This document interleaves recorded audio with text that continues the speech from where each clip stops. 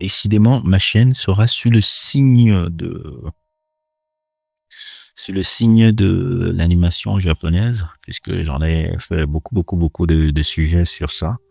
Je fais énormément de sujets sur l'animation japonaise là, et je me dis à quel point je retourne un peu en amour un peu. C'est vrai que j'avais un peu stoppé depuis.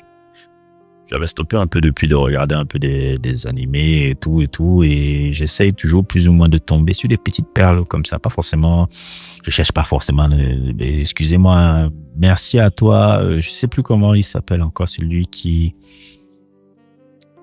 m'a proposé, Jujutsu Kaisen, là. Je me rappelle, j'ai oublié ton nom encore.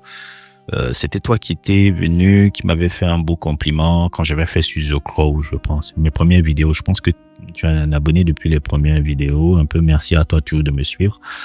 Et il y avait, si je me trompe pas, proposition que tu m'avais faite là en disant bon ouais, essaie de voir Jujutsu Kaisen. Ah, je suis désolé, c'est incroyable en termes d'animation, mais je peux pas regarder ce truc là plus loin. Parce que moi, ce que j'ai besoin, c'est un peu d'écriture. Dans Jujutsu Kaisen, pour moi, il y en a presque pas. L'important, en fait, elle est basique et l'important, c'est surtout la qualité de l'animation qui est extrême. Ça, je dois l'avouer, en termes d'animation extrême, ça et Demon Slayer, je crois que c'est des qualités d'animation, vraiment, c'est absolument oufissime. J'ai jamais vu un niveau d'animation tel que ces deux-là. C'est absolument, c'est peut-être les animés les plus, en qualité d'animation pure, hein. J'enlève l'histoire, j'enlève le truc qui m'ont le plus impressionné, hein. Beaucoup plus impressionné, hein. Donc, voilà un peu, c'est quelque chose que je trouve, voilà. Je regarde, j'ai dit non, j'aime un peu qu'il y ait un peu, beaucoup plus de densité dans les histoires, beaucoup plus de trucs d'histoire, et je raisonne pas forcément avec des histoires aussi comme ça, shonen. L'autre et tout, j'ai mon Dragon Ball, ça me suffit. Ça me suffit. Et en plus, pour moi, Dragon Ball est beaucoup plus mieux écrit que Jujutsu Kaisen jusqu'à aujourd'hui. Donc, mais bon, chacun ses trucs. Et tout, j'aime connaître un peu des trucs qui sont plus ou moins connus, pas forcément connus, mais qui ont une certaine forme de critique, dont les critiques sont parfois dithyrambiques, qui méritent d'avoir beaucoup plus d'exposition un peu qu'ils l'ont et tout. C'est un peu ça que j'ai fait un peu avec Pluto, qui est un manga qui a été populaire dans le monde entier. L'animé qui a été un grand succès critique, mais elle a pas fait vraiment le ouf et autres et tout. C'est pour ça que j'ai essayé de faire plus ou moins un sujet sur ça. Et le deuxième un peu que j'ai découvert là, qui s'appelle The Darwin Incident, qui est tiré du manga du même nom, fait par un certain monsieur Shun Umezawa, qui a écrit et illustré ce manga-là et qui a donné l'adaptation à une production un peu qui s'appelle Bell Nox. Je connais pas ces productions de trucs. L'animé, il a été travaillé par deux gars que je connais pas aussi, Nao Katsutsuda et Katsuchi Nakayama. Je connais pas ces gars. Et Shinichi Inotsume pour l'écriture un peu des dialogues et du screenplay, on va dire. Quelqu'un qui a essayé de retranscrire un peu plus ou moins le scénario et les dialogues un peu de Shun Umezawa, truc. Et ma foi, ça c'est aussi un immense chef-d'œuvre. C'est un peu plus tôt que j'ai découvert, voilà, je redécouvre encore un énième claque avec ce Darwin Incident qui n'est même pas encore terminé. Et tout. Et qui mérite beaucoup d'attention et autres et tout, par les influences de séries télé qu'il a, par le propos qui est intéressant et aussi par le fait que on le voit, en fait, ce manga-là porte beaucoup sur la critique un peu de la société américaine, hein, parce que c'est beaucoup sur la société américaine qu'on parle un peu dans cette œuvre-là, que j'ai beaucoup aimé. Si on fait un peu le résumé un peu de cette histoire, un peu de ce manga-là, on parle d'une organisation terroriste pour les droits des animaux qui s'appelle l'ALA, l'Animation Liberas Alliance, qui mène un raid dans un institut de recherche biologique et sauve un chimpanzé blessé enceinte, l'envoyant dans un hôpital vétérinaire. Le chimpanzé donne naissance à un humandi, un hybride mi-humain, mi-chimpanzé. Le mandi s'appelle Charlie et est élevé par des parents humains qui sont véganes. Charlie fait preuve d'une force et d'une agilité bien supérieure à celle d'un humain ou d'un chimpanzé ordinaire. Charlie entre au lycée à l'âge de 15 ans où il se lie d'amitié avec une fille timide nommée Lucie. Charlie a du mal à s'intégrer et est ciblé par ses pairs en raison de sa différence d'espèce, de son régime vegan et de son lien perçu avec l'ALA. Pendant ce temps, l'ALA cherche à recruter Charlie dans leur organisation. Plus ou moins un peu le résumé de cette histoire, c'est un peu ça. Je le lis un peu là. Et c'est une histoire un peu très très très très forte, un peu comme j'ai un peu pu voir un peu dans l'interview un peu de Shun Emezawa que je suis parti voir à l'interview français. D'abord, shout out au gars qui l'a interviewé en France là, c'était très intéressant de voir. Il y a vraiment une critique un peu de la société américaine parce que tout se déroule un peu aux États-Unis et tout. Et moi, il y a beaucoup les thèmes un peu, si je pourrais un peu ressortir un peu plusieurs thèmes un peu qui sont là. Il y a 4 thèmes un peu là. Le thème de l'hybridité et de l'identité, le thème du radicalisme et de l'idéologie, le thème de la violence du monde moderne et lecture un peu philosophique et très actuelle un peu. C'est-à-dire que dans l'hybridité un peu, à travers un peu le personnage de Humandi, le manga s'interroge un peu sur la frontière entre l'homme et l'animal, la construction de l'identité, le regard social sur la différence et l'isolement face au monde. Charlie, par exemple, c'est un personnage qui est très intelligent et qui est insensé, mais qui est constamment perçu comme un autre. Le thème central devient alors l'humanité est-elle biologique ou morale? C'est un peu là où ça se retrouve là. Le radicalisme, c'est ça quelque chose qui m'a beaucoup plu. Le radicalisme et l'idéologie. Là, le manga fait vraiment une très forte critique sur les mouvements extrémistes. Par exemple, quand on voit par exemple des écologistes radicaux, suprémanistes et la manipulation médiatique, l'instrumentalisation des causes justes. Il y a beaucoup, c'est là où j'ai vu vraiment le regard sur la société américaine parce que il y a pas un pays qui résume beaucoup ces thèmes-là que l'Amérique.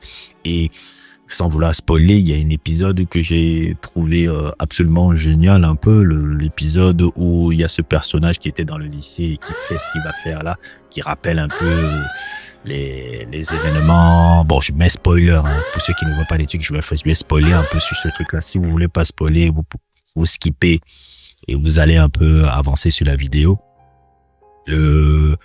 Le personnage qui va faire un peu un mass shooting, un peu comme ils disent là-bas, là, un mass shooting un peu à l'école et autres et tout, parce qu'il essaie de défendre la cause animale et tout. Je trouve qu'elle était couillue, je trouve qu'elle était géniale, je trouve qu'elle était absolument superbe et ça renvoie, puisque dans ce genre d'événement, on a beaucoup vu ça uniquement, beaucoup aux États-Unis, que ça soit l'affaire Columbus, l'affaire Columbine, les mass shootings qui a eu énormément et tout. Elle a été truc, même le fait de prendre aussi le truc, le personnage vient un peu des mouvements Red Pill. À un moment donné, je vois un peu qu'il a une chaîne YouTube, un peu ce personnage-là et autres et tout, qui a un mouvement Red Pill et autres et tout. C'était magnifiquement développé parce que je pense que c'est le premier manga moderne où je vois ces thèmes-là. Le manga moderne qui parle de ce thème-là qu'on vit actuellement dans la société américaine et autres et tout. Et je trouvais que c'était fantastique.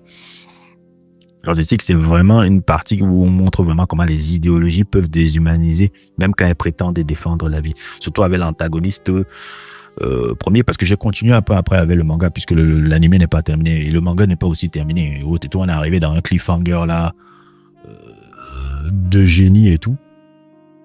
Et tout. Ça, c'est vraiment des trucs. Même à travers les médias, la société, la peur de l'autre, l'auteur parle de la polarisation, de la radicalisation, du conflit entre la science, la morale et le pouvoir. Il y a vraiment tous ces éléments-là que j'ai complètement adoré un peu parmi les influences un peu cinématographiques que j'ai pu voir. Il y a une que j'ai découvert un peu là sur, je sais pas si vous vous rappelez de ce film en 2017 un peu là, parce que quand je vois un peu la relation entre le personnage Lucie et Charlie et tout, deux personnages un peu comment ils sont tous les deux et tout. Il y a beaucoup d'influence un peu au film de Bong Joon-ho qui était sorti sur Netflix en 2017 là. Ça s'appelait Okaji ou Okaji, je sais plus comment encore là. Ouais, apparaître ça sur votre écran un peu.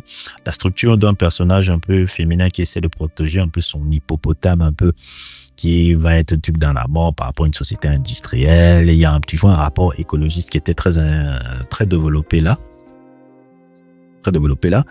Et aussi, il y a...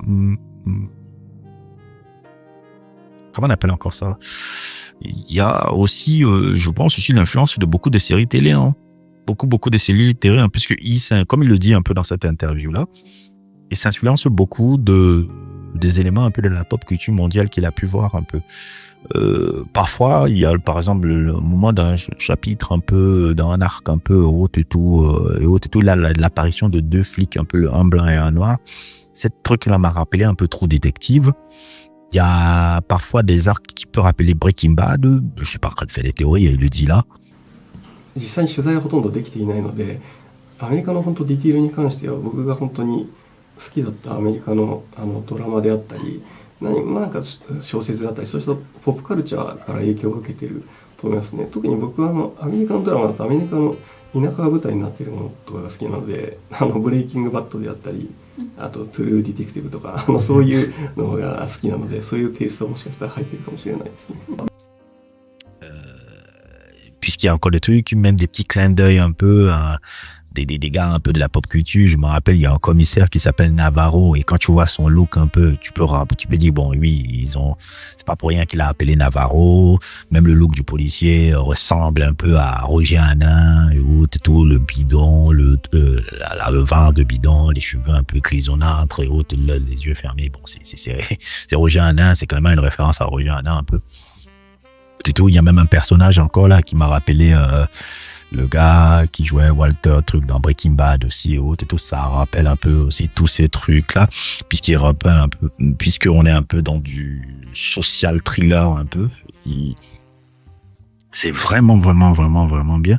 C'est une œuvre vraiment très dense, très dense dans son écriture, et ça me montre encore que ce genre d'œuvre là qui a eu énormément de prix, hein.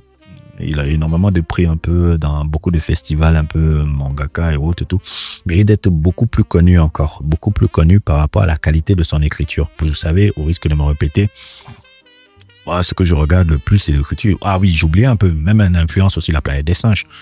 Forcément, La planète des singes, un peu, je dirais beaucoup plus La planète des singes, la dernière trilogie, hein. Il y a beaucoup d'éléments qui rappellent le truc là. Charlie, il est un peu comme César. Quand il est même avec ses parents humains, là, ça rappelle un peu le personnage de James Franco qui élevait César un peu chez lui. Il y a un peu ce rapport-là aussi. Très intéressant. Après, même la trajectoire là où il finit maintenant, après, dans la forêt, et autres et tout. On est vraiment dans une œuvre très bien écrite qui n'est pas encore terminée, malheureusement. Elle n'est pas encore terminée.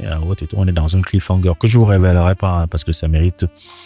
Là, j'ai vu dans le manga, là, on est arrivé dans un cliffhanger là qui m'a complètement secoué et tout, et qui va donner quelque chose absolument encore superbe. C'est un fabuleux manga de Shun Umezawa, un manga qui porte vraiment un fort regard sur la société américaine dans laquelle notre société qu'on vit, moderne, un peu occidentale, américaine surtout, j'insiste beaucoup parce que c'est beaucoup les Américains qui pointent le doigt, le haut et tout. Et bon, faire un peu aussi un peu le chauvin, un peu, pas le chauvin, mais être un peu critique un peu. Ça, c'est un peu un truc aussi chez les Japonais qui me dérange parfois chez eux. C'est-à-dire que les Japonais, ils ont toujours un truc qui font un truc. Ils aiment toujours pointer le doigt sur les Américains sans essayer de faire un peu leur petit examen aussi de conscience par rapport à ce qu'ils ont fait un peu dans d'autres pays. Parce que je sais que depuis la bombe d'Hiroshima et Nagasaki, ils ont toujours chanté un peu qu'ils sont toujours des éternelles victimes de cette bombe. Oui, c'était pas joyeux d'avoir ce truc-là sur la gueule, Je suis pas en train de commencer à négliger et minimiser un peu ce qu'ils ont reçu là avec ce truc-là. Mais aussi, quand on voit leur comportement qu'ils ont eu avec la Chine, qu'on voit leur comportement qu'ils ont eu avec certaines parties de la Corée, je ne sais pas si c'était Corée du Nord ou Corée du Sud aussi et autres et tout, il y a certains éléments du Japon dans leur histoire qui n'est pas forcément joyeux. Et aussi, ils devraient aussi apprendre un peu à faire leur examen de conscience un peu dans les œuvres qu'ils nous vendent. Parce que généralement, ils adorent se placer toujours en victime et autres et tout. Alors que certaines fois, quand on regarde leur histoire, on peut un peu lever les yeux. Il faut avouer que le Japon a été, à un moment donné dans son histoire, très très proche du nazisme. Ça, c'est clair, je ne suis pas en train d'inventer des histoires comme ça. Là, quand tu lis un peu leur histoire, il y a un moment donné vers la guerre, ils étaient dans une coalition avec les nazis et autres et tout, et validaient tout leur délire là et autres et tout. Là. Donc, il y a aussi dans ce pays-là, j'espère qu'ils peuvent au moins aussi faire un vrai travail de conscience par rapport à ce que ils ont eu quelques actes dans leur histoire. Ils ne le font jamais. Ils essaient toujours de se protéger en victime dans leurs œuvres. Et ça, souvent, ça m'agace parce que moi, quand je vois ce truc-là, ça m'agace très, très, très, très vite. Bref, de l'incident de Darwin, très inspiré vraiment de la théorie de Darwin de l'évolution, puisque c'est un peu le thème sur quelle est la prochaine évolution humaine qu'on pourra avoir, est-ce qu'elle sera technologique, est-ce que sera autre et tout. Ça parle beaucoup de ça, une fabuleuse œuvre, je vous le conseille fortement. Et ce sera mon sujet Patreon de ce mois-là. N'hésitez pas à liker, n'hésitez pas à vous abonner et à plus pour d'autres aventures.